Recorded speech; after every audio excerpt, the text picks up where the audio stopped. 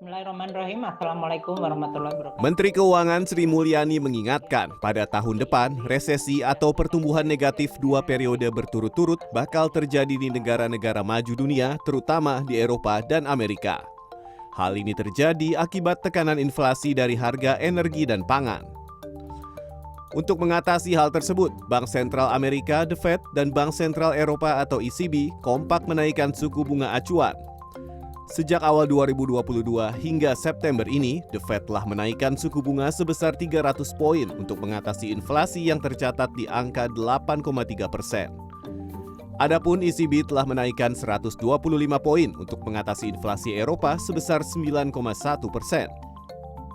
Ini adalah suatu tren yang pasti akan memberikan dampak terhadap kinerja pertumbuhan ekonomi. Bank Dunia sudah menyampaikan kalau bank sentral di seluruh dunia melakukan peningkatan suku bunga secara cukup ekstrim dan bersama-sama, maka dunia pasti mengalami resesi di tahun 2023. Inilah yang sekarang sedang terjadi, yaitu kenaikan suku bunga oleh bank sentral, terutama di negara-negara maju secara cukup cepat dan ekstrim, dan itu pasti akan memukul pada pertumbuhan ekonomi negara-negara tersebut.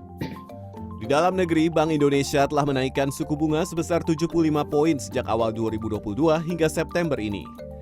Hal ini bertujuan untuk menekan inflasi nasional yang menurut catatan BPS berada di angka 4,7% pada Agustus lalu. Sehingga suku bunga acuan Bank Indonesia saat ini berada di angka 4,25%. Nah, jadi kalau yang penting bagi kita semua di dalam kaitan resesi ini adalah pertama tentu kita kalau di sisi perusahaan itu tentunya kita harus mengantisipasi dengan mengamankan cash flow. Cash flow itu harus dibuat lebih konservatif karena kita memperkirakan bahwa kalau resesi itu kan akan diikuti dengan menurunnya daya beli ya, dan kenaikan daripada seluruh komoditas itu akan naik. Haryadi menambahkan pihaknya meminta agar pemerintah membuat aturan atau regulasi selonggar dan seefektif mungkin agar aliran investasi dari luar negeri dapat terjaga. Sementara, ekonom Bank Permata Joshua Pardede menjelaskan, resesi global ini dipengaruhi oleh agresivitas kenaikan suku bunga Bank Sentral Global yang dipicu kenaikan inflasi dan dorongan perang Rusia-Ukraina. Jadi artinya industri yang memiliki proporsi bahan baku impor yang cukup besar, ini seperti makanan minuman, terutama yang menggunakan bahan baku impor ya, seperti gandum, kedelai, gula, ya. Lalu juga ada industri ataupun produk elektronik dan barang-barang elektrik, ya. Lalu juga tekstil, ya, farmasi. Jadi semua sektor usaha tersebut memang akan terkena dampak lebih signifikan dibandingkan sektor-sektor lainnya yang tidak terlalu mengandalkan kebutuhan impor. Ini tentunya akan mempengaruhi pertumbuhan ekonomi kita, tapi perlambatan yang akan dialami Indonesia saya pikir tidak akan sedalam seperti yang dialami oleh sebagian negara maju.